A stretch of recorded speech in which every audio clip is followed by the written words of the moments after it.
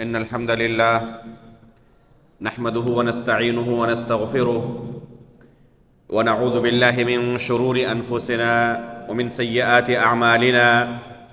من يهده الله فلا مضل له ومن يضلل فلا هادي له، وأشهد أن لا إله إلا الله وحده لا شريك له، وأشهد أن محمدًا عبده ورسوله. يا أيها الذين آمنوا اتقوا الله حق تقاته ولا تموتن إلا وأنتم مسلمون. يا أيها الناس اتقوا ربكم الذي خلقكم من نفس واحدة وخلق منها زوجها وبث منهما رجالا كثيرا ونساء، واتقوا الله الذي تساءلون به والأرحام إن الله كان عليكم رقيبا. يا أيها الذين آمنوا اتقوا الله وقولوا قولا سديدا يصلح لكم أعمالكم ويغفر لكم ذنوبكم، ومن يطع الله ورسوله فقد فاز فوزا عظيما. أما بعد، فإن أصدق الحديث كتاب الله، وأحسن الهدي هدي محمد صلى الله عليه وسلم، وشر الأمور محدثاتها، وكل محدثة بدعة، وكل بدعة ضلالة، وكل ضلالة في النار. محترم و مکرم حاضرین مجلس، اللہ رب العالمین کے فضل و کرم سے آج کے اس درس میں ہم پھر انشاءاللہ شیخ الاسلام علامہ ابن تیمیہ رحمہ اللہ کی عقیدے اور منہج پر ترتیب دی گئی بہت ہی اہم کتاب العقیدۃ الواسطیہ کی شرح پڑھیں گے. آج کا جو ہمارا درس ہے انتہائی اہم درس ہے، اور آج کے درس کا جو عنوان ہے وہ عقیدے کے مسائل کے اندر، اللہ رب العالمین پر ایمان کے مسائل کے اندر سب سے اہم مسائل میں اس کا شمار ہوتا ہے. وہ مسئلہ ہے کہ اللہ رب العالمین کہاں ہے، اللہ رب العالمین کہاں ہے. اسے شیخ الاسلام علامہ ابن تیمیہ رحمہ اللہ نے خود اللہ رب العالمین کے کلام سے، قرآن مجید سے متعدد دلیلوں سے ثابت کیا ہے کہ خود اللہ رب العالمین نے اپنے بارے میں قرآن کریم کے اندر کیا بیان کیا ہے اپنے بارے میں کہ اللہ رب العالمین کہاں ہے. چنانچہ فرماتے ہیں کہ اللہ رب العالمین کا ارشاد ہے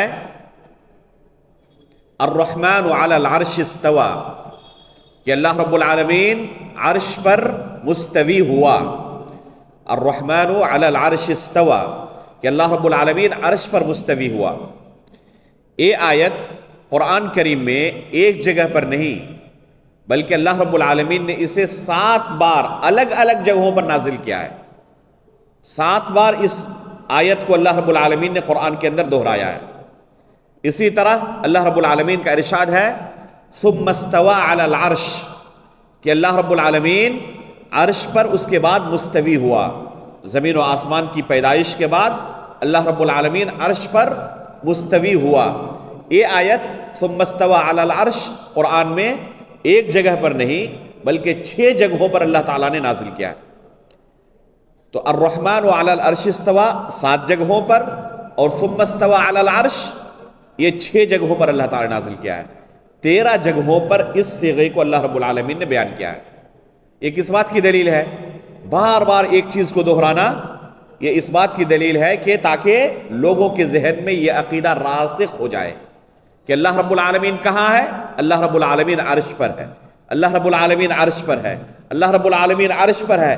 بار بار اللہ رب العالمین اس جملے کو دہرا رہے ہیں تاکہ لوگوں کے اندر جو ایک بدعقیدگی پھیلی ہوئی ہے، ایک فاسد اور باطل عقیدہ اور کفری عقیدہ پھیلا ہوا ہے کہ اللہ رب العالمین ہر جگہ ہے، اور یہ باطل و کفری عقیدہ کفار و مشرکین کے درمیان انتہائی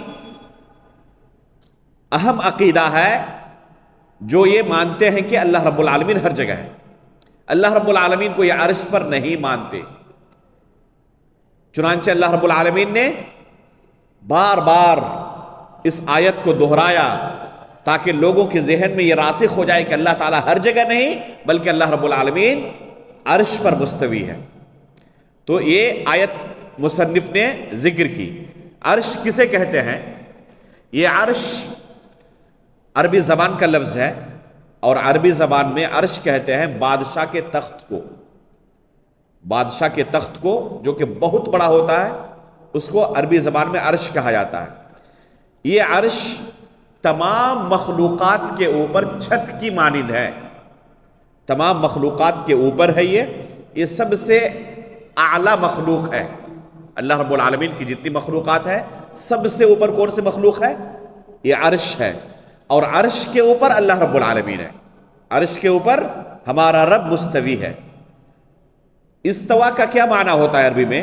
اللہ رب العالمین نے قرآن کریم کو عربی زبان میں نازل کیا جسے اہل مکہ سمجھتے تھے۔ الرحمن علی العرش استوا، استوا کا لفظ استعمال کیا۔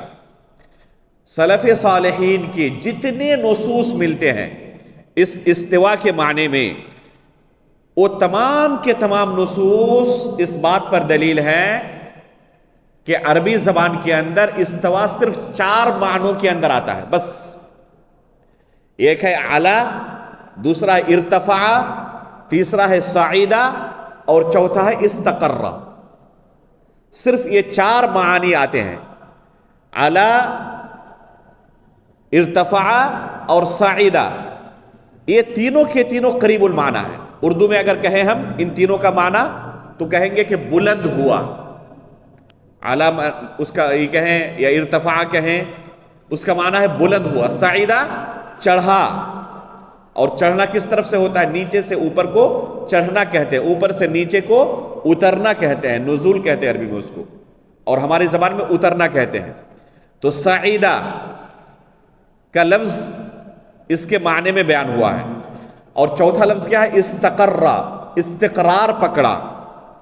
اردو میں کہیں تو کیا کہیں گے؟ استقرار پکڑا۔ تو یہ 4 الفاظ ہی اس لفظ کی تفسیر میں سلف صالحین سے وارد ہیں، صحابہ اکرام سے، تابعین سے، تبع تابعین سے۔ چنانچہ امام بخاری رحمہ اللہ نے اپنی صحیح کے اندر امام مجاہد رحمہ اللہ جو کہ مشہور تابعی ہے، انتہائی عالم و فاضل، قرآن کے بہت بڑے مفسر، ان کا قول نقل کرتے ہوئے کہتے ہیں استوا یعنی علی العرش، کہ اللہ رب العالمین عرش پر بلند ہوا۔ اسحاق بن راہویہ رحمہ اللہ جو کہ امام بخاری رحمہ اللہ کے استاد ہیں، کہتے ہیں سمعت غیر واحد من المفسرین یقولون الرحمن علی العرش استوا ای ارتفع۔ کہتے ہیں کہ میں نے بہت سارے مفسرین سے سنا اس آیت کی تفسیر الرحمن علی العرش استوا یعنی ارتفع، کہ اللہ رب العالمین بلند ہوا۔ اسی طرح امام ابن جریر الطبری رحمہ اللہ نے یہی معنی علا وارتفع کا بیان کیا ہے۔ تو صحابہ اکرام، تابعین اعظام سے بے شمار نصوص اس بارے میں وارد ہیں۔ خلاصہ یہ کہ جتنے بھی سلف صالحین کے نصوص اس لفظ کی تفسیر میں وارد ہیں وہ یہی 4 الفاظ ہیں، علا وارتفع، صعیدہ اور استقر۔ اور ان چاروں کا معنی کیا ہوتا ہے؟ کہ اللہ رب العالمین عرش پر بلند ہوا، اللہ رب العالمین عرش پر استقرار پکڑا۔ اردو میں اگر سیدھے الفاظ میں کہنا چاہیں تو اللہ رب العالمین عرش پر ہے۔ الرحمن علی العرش استوا کو اگر اردو میں ہم سیدھے سادھے الفاظ میں کسی کو سمجھانا چاہیں تو کیا کہیں گے؟ کہ اللہ رب العالمین عرش پر ہے۔ تو یہ لفظ اللہ رب العالمین نے قرآن میں کتنی بار دہرایا ہے؟ 7 مرتبہ الرحمن علی العرش استوا، اور ثم استوى علی العرش جس کا یہی معنی ہے یہ 6 مرتبہ ہے۔ اور صرف یہی ایک دلیل نہیں ہے بس، بلکہ شیخ الاسلام ابن تیمیہ رحمہ اللہ نے یہاں اس کتاب کے اندر متعدد دلیلوں کا ذکر کیا ہے جنہیں ہم پڑھیں گے ابھی انشاءاللہ، اور تمام دلائل کا یہاں پر تذکرہ انہوں نے نہیں کیا ہے۔ خود علامہ ابن قیم رحمہ اللہ نے، شیخ الاسلام علامہ ابن تیمیہ رحمہ اللہ نے اپنی دوسری کتابوں کے اندر، اور بہت سارے دیگر سلف صالحین نے اس مسئلے کی دلیلوں کو تفصیل کے ساتھ بیان کیا ہے۔ حافظ ذہبی رحمہ اللہ نے 2 کتابیں لکھی اس مسئلے پر، ایک ہے العرش کے نام سے، اور ایک دوسری کتاب ہے العلو للعلی الغفار کے نام سے۔ ان دونوں کتابوں کے اندر تفصیل کے ساتھ اس مسئلے کی دلیلوں کو ذکر کیا ہے۔ چنانچہ شیخ الاسلام ابن تیمیہ رحمہ اللہ، علامہ ابن قیم رحمہ اللہ اور دوسرے سلف صالحین کہتے ہیں کہ صرف اس مسئلے کے اوپر کہ اللہ تعالیٰ ہر جگہ نہیں ہے، بلکہ اللہ رب العالمین صرف اور صرف عرش پر مستوی ہے، اس کی ذات صرف عرش پر ہے، لیکن اس کا علم ہر جگہ پہ ہے. اللہ کی ذات کہاں پر ہے؟ عرش کے اوپر ہے، اور اس کا علم ہر جگہ پر ہے. کہتے ہیں کہ اس کے اوپر ایک دو نہیں، 1000 سے زیادہ دلیلیں. کتاب و سنت کے اندر کتنی دلیلیں اس مسئلے پر؟ 1000 سے زیادہ دلیلیں ہیں، اور تفصیل کے ساتھ ان دلائل کا تذکرہ کیا ہے، تاکہ یہ عقیدہ مسلمانوں کے اندر راسخ ہو جائے، کسی کے ذہن میں کوئی شک و شبہ نہ رہے. کفار و مشرکین کے اندر یہ عقیدہ پھیلا ہوا تھا. آج کے زمانے یا اللہ کے رسول کے زمانے سے لے کر نہیں، قدیم زمانے سے لے کر. اس کی 2 دلیلیں آپ کے سامنے پیش کرتا ہوں. یہاں پر ایک دلیل کا تذکرہ شیخ الاسلام ابن تیمیہ رحمہ اللہ نے کیا ہے. وہ دلیل کیا ہے؟ اللہ رب العالمین کا ارشاد ہے، سورہ غافر کی آیت ہے، یا حامان ابن لی صرحا لعلی ابلغ اسباب السماوات فاطلع الى الہ موسیٰ وانی لأظنہ کاذبا. اللہ رب العالمین کا ارشاد ہے، اللہ رب العالمین نے یہاں پر فرعون کا قول نقل کیا ہے. ان 2 آیتوں کے اندر اللہ رب العالمین نے فرعون، جو اس دنیا کے اندر سب سے سرکش لوگوں میں سے تھا، سب سے بڑے کفار میں سے تھا، فرعون کا قول نقل کرتے ہوئے اللہ تعالیٰ نے کیا کہا کہ فرعون اپنے وزیر حامان سے کہتا ہے، یا حامانو ابن لی صرحا، اے حامان میرے لیے ایک لمبی بلڈنگ بناؤ. صرح کہتے ہیں بہت ہی عالی شان بلڈنگ کو، کہ میرے لیے ایک عالی شان بلڈنگ بناؤ. لعلی ابلغ اسباب السماوات، تاکہ میں اس کے ذریعے آسمانوں کے راستے پر پہنچ جاؤں، اس پر چڑھ کر آسمانوں کے راستے پر پہنچ جاؤں. اور پھر فاطلع الی الہ موسیٰ، اور چڑھنے کے بعد موسیٰ کے رب کو جھانک کر دیکھ لوں. وانی لأظنہ کاذبا، حالانکہ میں موسیٰ کو جھوٹا مانتا ہوں. یہ فرعون کا کہنا ہے کہ میں موسیٰ کو جھوٹا مانتا ہوں. موسیٰ پر ایمان نہیں تھا فرعون کا. اب اس آیت سے اندازہ لگائیں کہ اللہ رب العالمین نے یہاں پر پوری تاریخ بیان کی ہے اس باطل عقیدے کی، کہ یہ باطل عقیدہ فرعون کے زمانے سے موجود ہے، بلکہ اس سے پہلے سے موجود ہے. موسیٰ علیہ السلام لوگوں کو کیا تعلیم دے رہے ہیں کہ اللہ رب العالمین کہاں پر ہے؟ اوپر ہے، آسمانوں کے اوپر، عرش کے اوپر ہے. اللہ رب العالمین بلند و بالا ہے، اور فرعون اس کا انکار کر رہا ہے اور کہہ رہا ہے کہ میں موسیٰ کو جھوٹا مانتا ہوں. جو یہ کہہ رہا ہے کہ اللہ تعالیٰ آسمانوں کے اوپر ہے، میں اس کی تصدیق نہیں کرتا، میں جھوٹا مانتا ہوں. لیکن موسیٰ اگر کہتا ہے تو کیا کریں؟ ایک لمبی بلڈنگ بنا کر جا کر جھانک کر دیکھیں کہ ہے کہاں موسیٰ کا رب. تو اس سے کیا پتا چلتا ہے کہ یہ عقیدہ کفار و مشرکین کا بڑا پرانا عقیدہ ہے، اور اللہ کے رسول کے زمانے میں بھی کفار و مشرکین کے یہاں یہ عقیدہ بالکل منتشر تھا، رائج تھا. اس وجہ سے اللہ کے رسول صلی اللہ علیہ وسلم کو جب ایک لونڈی کو آزاد کرنا ہوا، ایک صحابی اللہ کے رسول کے پاس آئے، ان کو ایک لونڈی آزاد کرنی تھی. تو اللہ کے رسول نے ایک خاتون کا امتحان لیا، ٹیسٹ لیا. یہ اپنا پرانا کفریہ باطل عقیدہ چھوڑ کر اسلام کا عقیدہ، قرآن کا عقیدہ اختیار کر چکی ہے، یا ابھی بھی کفر و شرک کے باطل عقیدے پر موجود ہے. اللہ کے رسول کو امتحان لینا تھا اس خاتون کا کہ یہ مسلمان ہو چکی ہے یا ابھی بھی کافر ہے. اللہ کے رسول نے صرف 2 سوال کیا، ایک اللہ کے بارے میں، ایک رسول کے بارے میں. اللہ کے بارے میں کیا سوال کیا؟ این اللہ، بس کہ اللہ رب العالمین کہاں ہے. فاشارت الی السماء، وہ خاتون آسمان کی طرف اشارہ کرتے ہوئے کہتی ہے اللہ اوپر ہے، آسمانوں کے اوپر. پہلے سوال میں پاس ہو جاتی ہے. پھر دوسرا سوال کرتے ہیں، من انا، میں کون ہوں؟ کہتی ہے انت رسول اللہ صلی اللہ علیہ وسلم، آپ اللہ کے رسول ہیں. تو اللہ کے رسول فوراً اس صحابی کو کہتے ہیں اعتقها فانها مؤمنہ، یہ امتحان میں پاس ہو گئی، اب اسے آزاد کر سکتے ہو، یہ ایک مؤمنہ عورت ہے. تو آپ اس سے اندازہ لگائیں کہ اللہ کے رسول نے اس کے ایمان کا امتحان لینے کے لیے اسے معیار اور ضابطہ قرار دیا. پرانے عقیدے پر ہے یا اسلام کا عقیدہ اختیار کر چکی؟ پتہ چل گیا کہ پرانا عقیدہ چھوڑ چکی ہے، اسلام کا عقیدہ اختیار کر چکی ہے، اس کے باوجود بھی اگر کوئی شخص اپنے آپ کو مسلمان کہے، دعویٰ کرے کہ میں مسلمان ہوں، اور وہی کفار و مشرکین کا عقیدہ رکھے کہ اللہ رب العالمین عرش کے اوپر نہیں بلکہ ہر جگہ ہے، تو اس سے بڑا افسوس کا مقام کچھ دوسرا نہیں ہو سکتا۔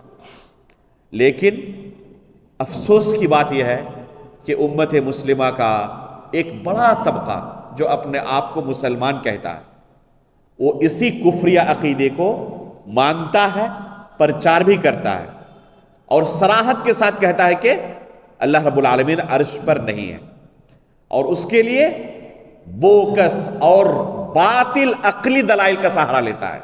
کتاب و سنت کی بے شمار دلیلیں اس کے لیے کافی نہیں ہوتی، اور اسی کمزور عقل کا سہارا لیتے ہوئے وہ اللہ رب العالمین کے ان تمام آیتوں کا رد کر دیتا ہے۔ چنانچہ کیا کہتے ہیں بعض لوگ؟ کہتے ہیں کہ اگر ہم عرش کے اوپر اللہ کو مانیں، جیسے ایک رمضان کے اندر ایک پروگرام چلتا تھا بول ٹی وی میں، اس کی ویڈیو بہت زیادہ وائرل ہوئی، آپ لوگوں نے بھی ہو سکتا ہے دیکھا ہو۔ ایک بندہ کیا کہہ رہا ہے کہ اللہ رب العالمین کو اگر ہم عرش پر مانتے ہیں تو بتائیں کہ عرش بڑا یا اللہ بڑا ہے؟ اگر ہم اللہ کو عرش پر مانیں تو ظاہر سی بات ہے کہ کوئی چیز کسی پر رکھی جائے تو جس پر رکھی جائے گی اس کا بڑا ہونا ضروری ہے۔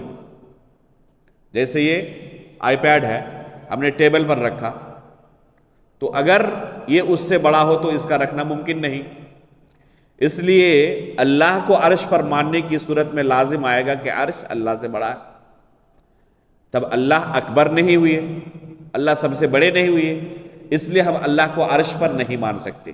دیکھیں کیا عقلی دلیل لایا۔ پہلی غلطی انہوں نے کیا کی کہ اللہ رب العالمین کو مخلوق پر قیاس کیا۔ پہلی غلطی ان کی یہ ہوئی کہ اللہ رب العالمین کو مخلوق پر اس نے کیا کیا؟ قیاس کیا، جو کہ باطل ہے۔ لیس کمثلہ شیء، اللہ رب العالمین کو مخلوق پر قیاس ہی نہیں کیا جا سکتا، اس کی مثال ہی نہیں دی جا سکتی۔ اور دوسری بات، یہ جو آپ نے دلیل پیش کی ہے، خود آپ سے ہم پوچھتے ہیں کہ اگر اللہ کو عرش پر آپ نہیں مانتے، کہیں تو مانتے ہیں یا اللہ کو کہیں نہیں مانتے آپ؟ ظاہر سی بات ہے کہ کہیں نہ ماننے کا مطلب کیا ہوا کہ اللہ تعالیٰ ہے ہی نہیں۔ پھر تو اگر اللہ کے وجود کے آپ قائل ہیں تو جہاں بھی اللہ کو آپ مانیں، یہی سوال آئے گا کہ وہ اللہ سے بڑا ہے یا اللہ سے چھوٹا ہے۔ جس وجہ سے آپ عرش کے اوپر اللہ کو نہیں مانتے تھے، وہی سوال یہاں پر بھی گھوم پر آئے گا نہیں آئے گا؟ لہذا جب وہاں پر اللہ کو آپ مان سکتے ہیں اور اس کے باوجود بھی اللہ اس چیز سے بڑا ہو سکتا ہے، تو عرش پر ماننے میں آپ کو کیا پریشانی ہوتی ہے، جس کے بارے میں خود اللہ تعالیٰ نے بیان کیا، الرحمن علی العرش استوى۔ دوسرا اشکال پیش کرتے ہیں کہ اگر ہم اللہ کو عرش پر مانیں تو کسی کو کسی چیز پر رکھا جائے تو وہ چیز اس کی محتاج ہوتی ہے، اس لیے اللہ کو عرش پر ماننے کا مطلب ہے کہ اللہ عرش کا محتاج ہے، اور اللہ تعالیٰ کسی کا محتاج نہیں ہے۔ اللہ الصمد، اللہ بے نیاز ہے، محتاج نہیں ہے۔ اللہ غنی ہے، بے نیاز ہے، قیوم ہے۔ تو اللہ رب العالمین کے یہ نام دلالت کرتے ہیں کہ اللہ تعالیٰ کسی کا محتاج نہیں ہے، اور اگر آپ اللہ کو عرش پر مانیں تو گویا کہ اللہ عرش کے محتاج بھی۔ یہاں بھی ہم کیا کہیں گے کہ ایک مخلوق پر اللہ کو آپ نے قیاس کیا، اس وجہ سے آپ کے ذہن کے اندر یہ شبہ پیدا ہو رہا ہے۔ جب اللہ رب العالمین کی ذات کے بارے میں آپ کو پتا نہیں تو اس کی کیفیت کے بارے میں، اس کی صفات کے بارے میں آپ کو پتا ہے؟ لیس کمثلہ شیء، آپ اس کی کیفیت ہی نہیں جانتے۔ اسی وجہ سے امام مالک رحمہ اللہ نے کیا کہا، الاستواء معلوم والکیف مجہول، کہ استوا یہ معلوم ہے کہ استوا کسے کہتے ہیں۔ عربی زبان کے اندر استوا کا معنی علا، ارتفاع، صعیدہ، استقر، معلوم ہے استوا کا کیا معنی ہوتا ہے، لیکن اس کی کیفیت کیا ہے؟ مجہول ہے۔ اس کی کیفیت کا علم ہمیں نہیں ہے۔ اس کی کیفیت تو ہے، اس کا انکار ہم نہیں کرتے، اس کی کیفیت ہے، لیکن اس کیفیت کا علم ہمیں نہیں ہے۔ اللہ رب العالمین نے ہمیں خبر نہیں دی، اس لیے ہم اس کی کیفیت نہیں جانتے۔ وَالسُّؤَالُ عَنْهُ بِدْعَةٌ، اور اگر کوئی اللہ رب العالمین کی کیفیت کے بارے میں سوال کرے کہ اللہ کیسے عرش پر مستوی ہو سکتا ہے، تو ہم کہیں گے یہ سوال ہی بدعت ہے،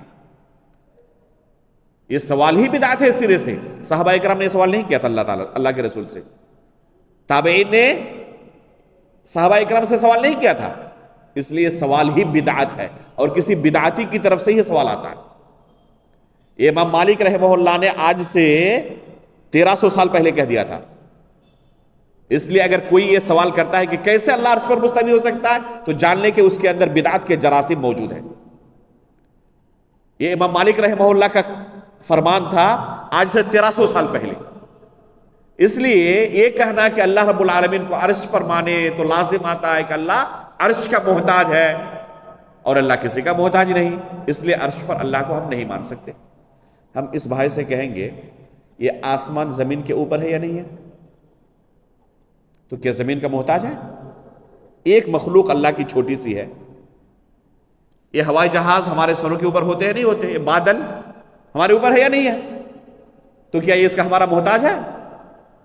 یہ کہاں سے آپ نے سوچ لیا کہ کوئی کسی کے اوپر ہو تو اس کا محتاج ہی ہو سکتا؟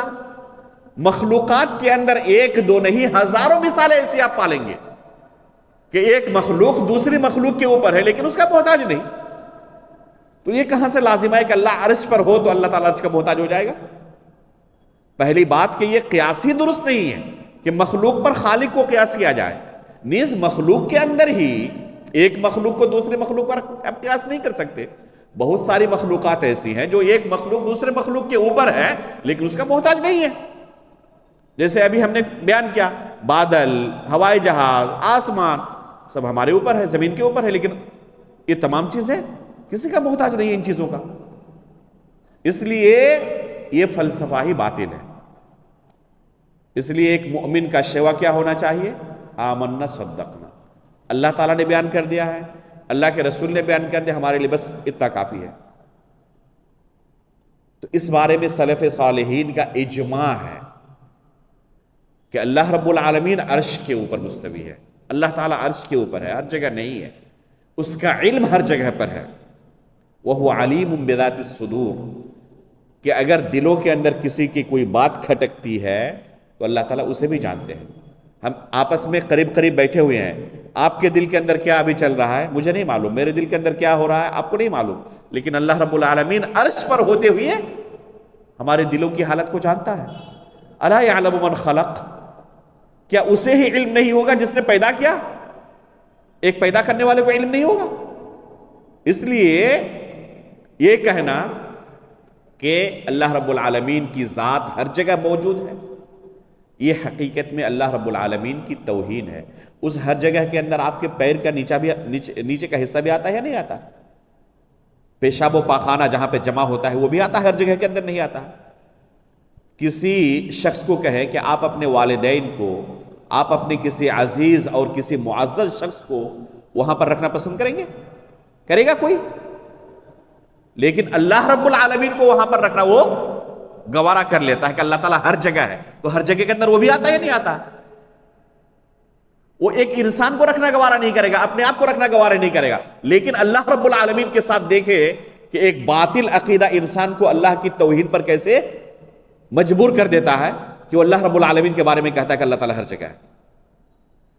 تو اللہ رب العالمین نے قرآن کریم کے اندر ایک دو جگہوں پر نہیں، بے شمار جگہوں پر اس عقیدے کو راسخ کیا لوگوں کے ذہن میں کہ اللہ رب العالمین عرش پر مستوی ہے۔ اس کے لیے مصنف نے جو اور دوسری دلیلیں ذکر کی ہیں، ان دلیلوں کو ہم سنیں گے انشاءاللہ ایک ایک کر کے۔ چنانچہ فرماتے ہیں اللہ رب العالمین کا سورہ آل عمران کے اندر ارشاد ہے، یا عیسیٰ انی متوفیک ورافعک الی، کہ اے عیسیٰ ہم آپ کو وفات دیں گے اور آپ کو اپنی طرف اٹھا لیں گے۔ اللہ رب العالمین نے عیسیٰ علیہ السلام کو، جیسے کہ احادیث کے اندر اس کی تفصیل موجود ہے کہ اللہ رب العالمین نے عیسیٰ علیہ السلام کو کیا کیا؟ زندہ اس زمین سے اٹھا لیا اپنے پاس۔ اللہ کے رسول صلی اللہ علیہ وسلم نے عیسیٰ علیہ السلام سے ملاقات بھی کی۔ جب معراج کی رات اللہ کے رسول کو لے جایا گیا تو اللہ کے رسول کی ملاقات بھی عیسیٰ علیہ السلام سے ہوئی، اور عیسیٰ علیہ السلام دنیاوی زندگی جو ان کی ختم نہیں ہوئی ہے، ابھی بھی وہ باحیات ہیں، اور دوبارہ ان کو زمین پر اتارا جائے گا اور پھر ان کی موت ہوگی۔ تو آپ دیکھیں اللہ رب العالمین نے اس مسئلے کو جب بیان کرنا ہوا تو کون سا لفظ استعمال کیا؟ رافعک الی، بل رفعہ اللہ الیہ۔ دوسری جگہ پر کہا کہ اللہ رب العالمین نے اٹھا لیا اپنی طرف ان کو۔ اگر اللہ ہر جگہ ہوتے تو اٹھانے کی ضرورت پڑتی؟ اٹھایا کس چیز کو جاتا ہے؟ نیچے سے کسی چیز کو اوپر لے جایا جائے اس کو اٹھانا کہتے ہیں، اور اوپر سے کسی چیز کو گرایا جائے اس کو اٹھانا کہتا ہے کوئی؟ اس کو عربی میں رفع کہا جائے گا۔ اللہ رب العالمین علیم ہے، حکیم ہے، کہ اللہ رب العالمین اس طرح کا لفظ استعمال کرے گا؟ عربی زبان کے اندر، فصیح عربی زبان کے اندر اللہ تعالیٰ نے قرآن کریم کو نازل کیا، اہل عرب جسے سمجھ سکے، ان پر حجت قائم کیا اس قرآن کے ذریعے، اور اللہ رب العالمین نے یہ لفظ استعمال کیا جس سے حجت قائم ہو۔ تو اٹھایا جانا عیسیٰ علیہ السلام کا کس بات کی دلیل ہے؟ کہ اللہ تعالیٰ ہر جگہ نہیں، اوپر ہے۔ اس کے بعد دیکھیں اللہ رب العالمین کا ارشاد ہے الیہ یصعد الکلم الطیب، کہ جو نیک کلمات ہوتے ہیں، نیک اعمال ہوتے ہیں، ذکر و اذکار ہے، درس ہے، قرآن کی تلاوت ہے، یہ اللہ رب العالمین کی طرف چڑھتے ہیں۔ یصعدو، صعیدہ یصعدو کا مطلب ہوتا ہے چڑھنا، اسی سے مصعد کہتے ہیں لفٹ کو، نیچے سے اوپر چڑھتے ہیں نا، سیڑھی کو کیا کہتے ہیں؟ مصعد کہتے ہیں عربی میں۔ تو چڑھنے کو کیا کہا جاتا ہے عربی میں؟ صعیدہ یصعدو۔ اور چڑھنا کس کو کہتے ہیں؟ اوپر سے نیچے گرنے کو چڑھنا کہا جائے گا، نیچے سے اوپر جائے تو اس کو چڑھنا کہا جائے گا۔ اور اللہ رب العالمین نے جو ہم ذکر و اذکار کرتے ہیں اس کے اٹھائے جانے کا، چڑھنے کا تذکرہ کیا؟ اس کے بعد کہا اَأَمِنْتُمْ مَنْ فِي السَّمَاءِ أَنْ يَخْسِفَ بِكُمُ الْأَرْضُ فَإِذَا هِيَ تَمُورُ أَمْ أَمِنْتُمْ مَنْ فِي السَّمَاءِ أَنْ يُرْسِلَ عَلَيْكُمْ حَاصِبًا فَسَتَعْلَمُونَ كَيْفَ نَذِيرٌ۔ دیکھیں اللہ رب العالمین نے کیا لفظ استعمال کیا اپنے بارے میں؟ اَأَمِنْتُمْ مَنْ فِي السَّمَاءِ، وہ رب جو آسمانوں کے اوپر ہے، کیا اس رب سے تم اس قدر بے خوف ہو گئے، نڈر ہو گئے، مأمون ہو گئے کہ تمہیں اللہ رب العالمین تمہارے گناہوں کی وجہ سے زمین میں دھسا دے، اور یہ زمین حرکت کرنے لگے، اضطراب کرنے لگے؟ اگر یہ زمین ہلنے لگے کوئی رہ سکتا ہے اس میں؟ ایک منٹ بھی رہنا ممکن نہیں ہوگا، پوری زمین تہس نہس ہو جائے گی۔ یہ ساکن ہے، اس وجہ سے ٹھہری ہوئی ہے، اس وجہ سے رہنا یہاں ممکن ہو رہا ہے۔ تو اللہ رب العالمین نے کیا کہا کہ اس رب سے تم اتنے بے خوف ہو گئے کہ اس کے زمین پر چلتے ہوئے اس کی نافرمانی کر رہے ہو؟ اللہ رب العالمین چاہے تو تمہیں اس زمین میں دھسا سکتا ہے۔ تو کیا استعمال کیا؟ من فی السماء، اس رب سے جو آسمانوں کے اوپر ہے۔ کس بات کی دلیل ہے کہ اللہ تعالیٰ کہاں ہے؟ آسمانوں کے اوپر ہے۔ من فی السماء کی تفسیر دو کی گئی ہے، یہ فی علی کے معنی میں ہے، یعنی علی السماء، آسمانوں کے اوپر، اور دوسری تفسیر کی گئی ہے کہ یہاں پر سما بلندی کے معنی میں ہے، یعنی اللہ رب العالمین بلند و بالا ہے۔ دونوں تفسیر اس بات کی دلیل ہے کہ اللہ کہاں ہے؟ اوپر ہے، آسمانوں کے اوپر، ہر جگہ نہیں۔ اس کے بعد جو دلیل ذکر کی ہے جس کا تذکرہ اس سے پہلے ہو چکا ہے، اس دلیل کو غور سے سنیں، کیونکہ اکثر و بیشتر جو لوگ کہتے ہیں کہ اللہ ہر جگہ ہے وہ قرآن سے بھی دلیل پیش کرتے ہیں۔ اور ایک کامن چیز آپ کو بتا رہا ہوں، جتنے گمراہ فرقے پیدا ہوئے یہ اپنے باطل عقائد کے لیے جہاں عقلی دلیلوں کا سہارا لیتے ہیں وہیں قرآن و حدیث کی دلیلوں کا بھی سہارا لیتے ہیں۔ وہ بھی قرآن سے دلیل پیش کرتے ہیں اپنے باطل عقائد کے لیے۔ فرق کیسے ہوگا کہ انہوں نے جو دلیل پیش کی وہ دلیل ان کی صحیح نہیں، اور ہم جو دلیل پیش کر رہے ہیں وہ دلیل صحیح ہے؟ فرق صرف منہج سلف سے ہوگا کہ جس آیت سے آپ نے دلیل پیش کی، یہ آیت کن پر نازل ہوئی؟ رسول اللہ صلی اللہ علیہ وسلم پر۔ اللہ کے رسول نے اس کی تعلیم دی اپنے صحابہ کو، ٹریننگ دی، ایک دو دن نہیں، 23 سال تک انہیں سکھایا جو شریعت اللہ کی طرف سے نازل ہوئی وہ کیا ہے۔ تو ان صحابہ کرام نے ان سے تعلیم یافتہ تابعین نے، ان سے تعلیم یافتہ تبع تابعین نے ان آیتوں کا کیا معنی سمجھا ہے؟ آپ جو معنی بیان کر رہے ہیں، کیا کسی صحابی نے سمجھا یہ معنی؟ کسی تابعی نے سمجھا؟ ابھی آپ کے سامنے بیان کیا گیا مجاہد رحمہ اللہ کا قول، امام اسحاق ابن راہویہ رحمہ اللہ کا قول، ابن جریر طبری جو کہ امام المفسرین ہے ان کا قول، کہ تمام مفسرین کا اس بات پر اتفاق ہے کہ الرحمن علی العرش استویٰ کا کیا معنی ہے؟ وہ ہر جگہ نہیں بلکہ اللہ رب العالمین عرش کے اوپر ہے، یہ معنی ہے۔ تو آپ جو معنی بیان کر رہے ہیں، کیا کسی سلف نے اس کو سمجھا؟ اگر نہیں سمجھا تو ظاہر سی بات ہے کہ یہ معنی تب مراد نہیں ہے۔ آپ سے کہیں بہتر سلف صالحین سمجھے تھے اس آیت کا معنی، صحابہ اور تابعین سمجھے تھے، کیونکہ ان صحابہ اکرام کے معلم اللہ کے رسول تھے جن کے اوپر یہ آیت نازل ہوئی ہے، اس لیے ان سے بہتر آپ نہیں سمجھ سکتے۔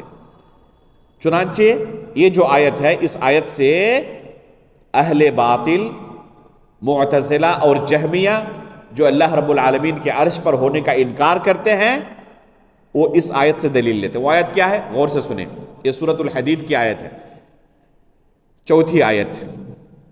هو الذي خلق السماوات والارض في 6 ايام ثم استوى على العرش۔ اللہ تعالیٰ نے بیان کیا عرش پر ہونے کا، اس کے بعد دیکھیں فوراً اللہ تعالیٰ کیا لفظ استعمال کر رہا ہے، يعلم ما يلج في الارض وما يخرج منها وما ينزل من السماء وما يعرج فيها وهو معكم اينما كنتم وهو معكم اينما كنتم واللہ بما تعملون بصیر۔ غور کریں اس پورے سیاق کو۔ ثم استوى علی العرش کا لفظ بیان کرنے کے بعد فوراً اللہ تعالیٰ نے کیا کہا؟ یعلم ما یلج فی الارض وما یخرج منها۔ اس زمین کے اندر کون سی چیز داخل ہوتی ہے، آپ نے دانہ ڈالا اندر گیا، اللہ رب العالمین کو اس کا علم ہے۔ وما یخرج منها، اور اس زمین سے جو چیزیں نکلتی ہیں اللہ رب العالمین کو ہر چیز کا علم ہے۔ وما ينزل من السماء وما يعرج فيها، آسمان سے جو کچھ اترتا ہے، جو چڑھتا ہے، اللہ تعالیٰ کو ہر چیز کا علم ہے۔ سب سے پہلے اللہ تعالیٰ نے علم کا تذکرہ کیا، اور اس کے بعد کیا کہا؟ وَهُوَ مَعَكُمْ، وہ رب تمہارے ساتھ ہے، اَيْنَمَا كُنْتُمْ، جہاں کہیں تم رہو۔ اسی لفظ سے اہل باطل، معتزلہ اور جہمیہ اور دوسرے گمراہ فرقے، اور بر صغیر کے اندر بھی بہت سارے لوگ ہیں جو اس آیت سے دلیل پیش کرتے ہیں، کہتے ہیں کہ اللہ تعالیٰ نے کہا وَهُوَ مَعَكُمْ أَيْنَمَا كُنْتُمْ، تم جہاں کہیں رہو اللہ تعالیٰ تمہارے ساتھ ہوتا ہے۔ تو جب اللہ ہمارے ساتھ ہوتا ہے اس کا مطلب کہ اللہ تعالیٰ ہر جگہ ہے۔ کہتے ہیں وَهُوَ مَعَكُمْ أَيْنَمَا كُنْتُمْ، اللہ تعالیٰ نے کہا کہ تم جہاں کہیں رہو اللہ تمہارے ساتھ ہوتا ہے، اس کا مطلب کہ اللہ تعالیٰ ہر جگہ ہے۔ خود اللہ تعالیٰ نے کہا وَهُوَ مَعَكُمْ أَيْنَمَا كُنْتُمْ، یہ اس بات کی دلیل ہے کہ اللہ تعالیٰ ہر جگہ ہے۔ اب غور کریں کہ جب اللہ رب العالمین نے وَهُوَ مَعَكُمْ أَيْنَمَا كُنْتُمْ کہا تو اس سے پہلے علم کا تذکرہ کیا، اور فوراً پھر اس کے بعد بھی آیت کو ختم کیا اسی علم کے ساتھ۔ چنانچہ کیا کہا؟ وَهُوَ بِمَا تَعْمَلُونَ بصیر، جو کچھ تم عمل کرتے ہو اللہ تعالیٰ اسے دیکھ رہا ہے۔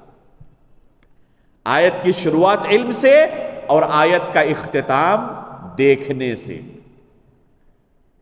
اس میں اللہ تعالیٰ نے کیا اشارہ دیا ہے کہ اللہ رب العالمین علم کے ساتھ، اللہ رب العالمین معائنے کے ساتھ ہر جگہ ہے، لیکن اس کی ذات کہاں پر ہے؟ اس کی ذات عرش کے اوپر ہے، جو کہ شروع میں ثم استوى علی العرش کے ساتھ اللہ تعالیٰ نے بیان کر دیا ہے۔ یہ ہے اس آیت کا معنی۔ لیکن اہل باطل کیا کہتے ہیں کہ وَهُوَ مَعَكُمْ، اللہ تعالیٰ نے کہا ہے کہ اللہ تعالیٰ تمہارے ساتھ ہے۔ حالانکہ نہ عربی زبان کے اندر معکم کا معنی جسم کا جسم کے ساتھ ملے رہنا مراد ہوتا ہے، اور نہ عقل کے اندر ہی یہ دلیل موجود ہے۔ اور کوئی کہتا ہے کہ عقل اس بات کا تقاضا کرتی ہے کہ اگر کوئی کہے کہ میں تمہارے ساتھ ہوں تو اس کا مطلب کہ اس کے ساتھ جسمانی طور پر ہے۔ اللہ تعالیٰ نے قرآن میں کیا کہا؟ کونوا مع الصادقین، یہی مع کا لفظ استعمال کیا، کہ تم سچ بولنے والوں کے ساتھ رہو۔ کیا معنی اس کا؟ کہ دنیا کے اندر جو سچ بولنے والے ہیں تلاشو اور ان کے ساتھ جسمانی طور پر رہو۔ کوئی کہہ سکتا ہے اس کا معنی؟ اگر یہی معنی آپ سمجھتے ہیں معیت کا، کہ معیت کا یہی معنی ہوتا ہے کہ جسمانی طور پر اس کے ساتھ رہے، وہاں پر جہاں پر وہ رہ رہا ہے وہیں پر اس کو بھی رہنا پڑے گا، تب کہا جائے گا کہ وہ اس کے ساتھ ہے۔ اگر یہ معنی سمجھتے ہیں تو شروع کریں پوری دنیا میں ڈھونڈنا کہ کون کون سے صادقین ہیں تاکہ ان کے ساتھ آپ رہ سکیں، کیونکہ اللہ تعالیٰ نے حکم دیا ہے نا۔ لیکن کوئی دنیا میں ایسا ملے گا پاگل جو یہ کہے کہ معکم کا معنی یہ ہے کہ جسمانی طور پر ان سچ بولنے والوں کے ساتھ تم رہو؟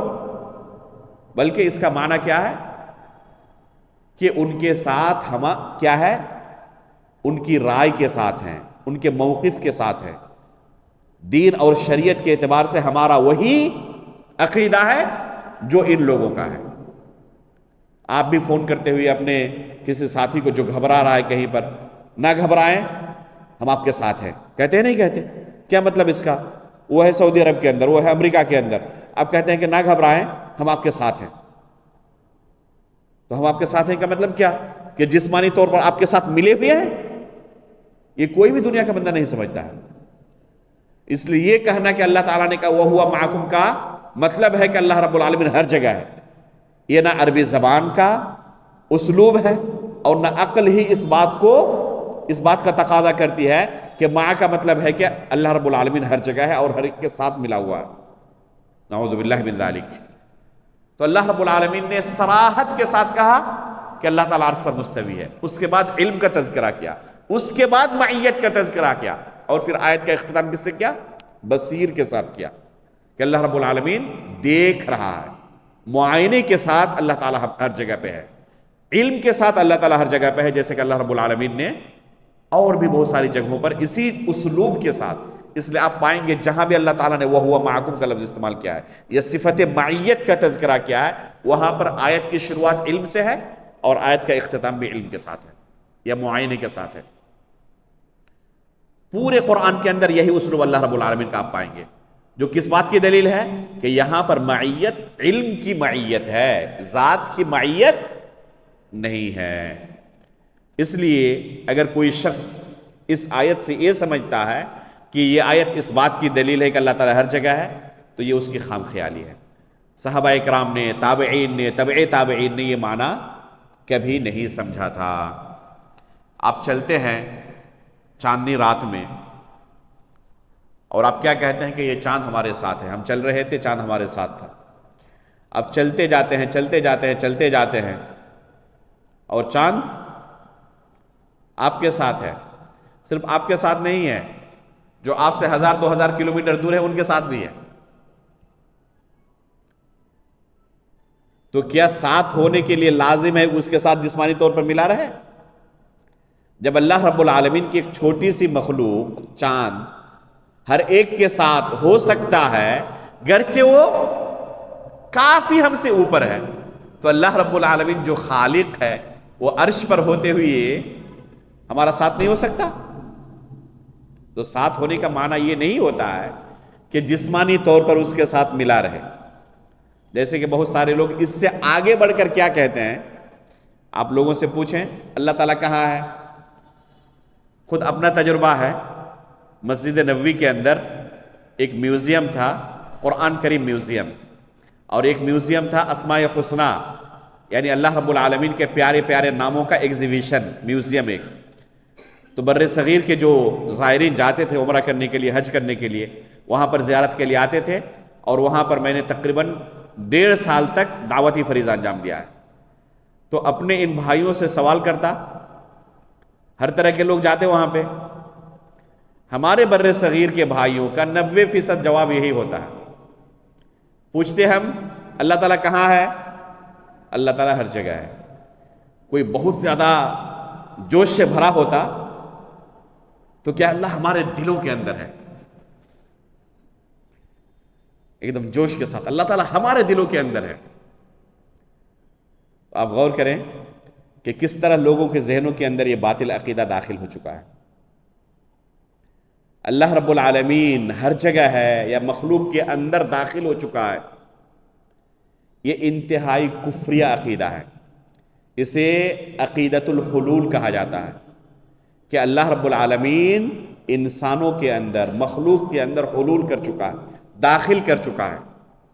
یہاں تک کہ ان صوفیاء نے یہ کہنا شروع کیا کہ ہمارے اندر اللہ رب العالمین ہے، تو کون سا حصہ اللہ کا ہے، کون سا حصہ ہمارا ہے، کچھ پتہ نہیں. اللہ بھی ہم ہیں، مخلوق بھی ہم ہیں. نعوذ باللہ من ذالک. چنانچہ جب ہم عبادت کرتے ہیں تو ہم عابد بھی ہیں، معبود بھی ہیں.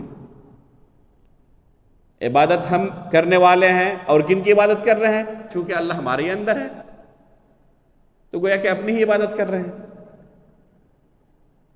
نعوذ باللہ من ذالک.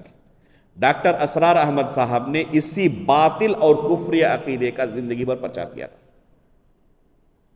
انتہائی خبیث اور کفری عقیدہ یہ.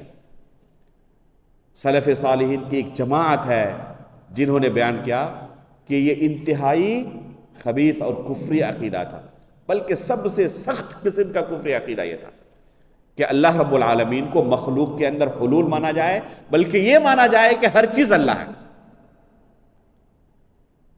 جیسے کہ بہت سارے کفار و مشرکین کہتے ہیں نا، ہر کنکر میں شنکر ہے.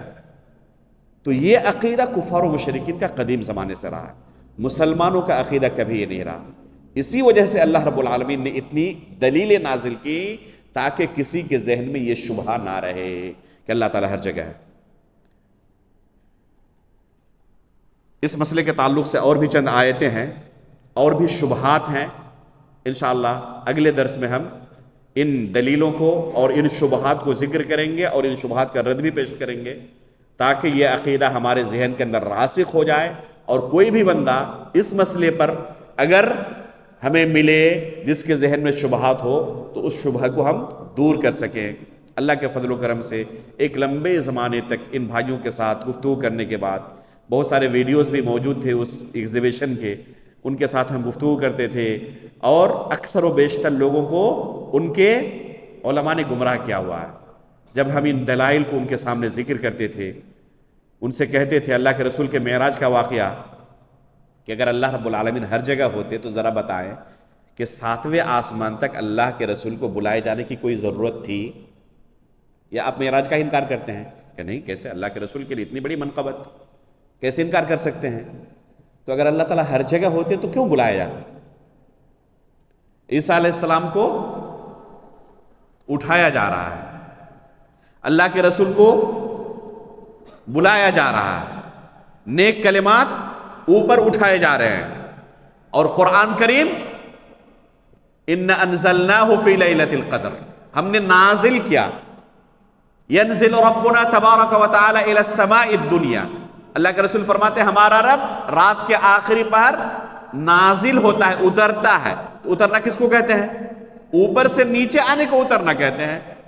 عیسیٰ علیہ السلام اٹھائے جا رہے ہیں، اللہ کے رسول کو معراج کی رات اوپر اٹھایا جا رہا ہے، اور قرآن کریم کو نازل کیا جا رہا ہے. کیا یہ کافی نہیں ہے انسان کے سمجھنے کے لیے کہ اللہ تعالیٰ کہاں ہے؟ اگر ہر جگہ ہوتے تو نہ اٹھانے کی ضرورت پڑتی اور نہ اتارنے کی ضرورت پڑتی. تو بالکل واضح دلائل ہے ایک عقل مند کے لیے، لیکن کسی کے عقل کے اوپر پردہ پڑ جائے تو ظاہر سی بات ہے کہ اللہ رب العالمین نے اسے جب اندھا کر دیا تو اس کا علاج نہیں ہے. ہم اس کے لیے ہدایت کی دعا کرتے ہیں.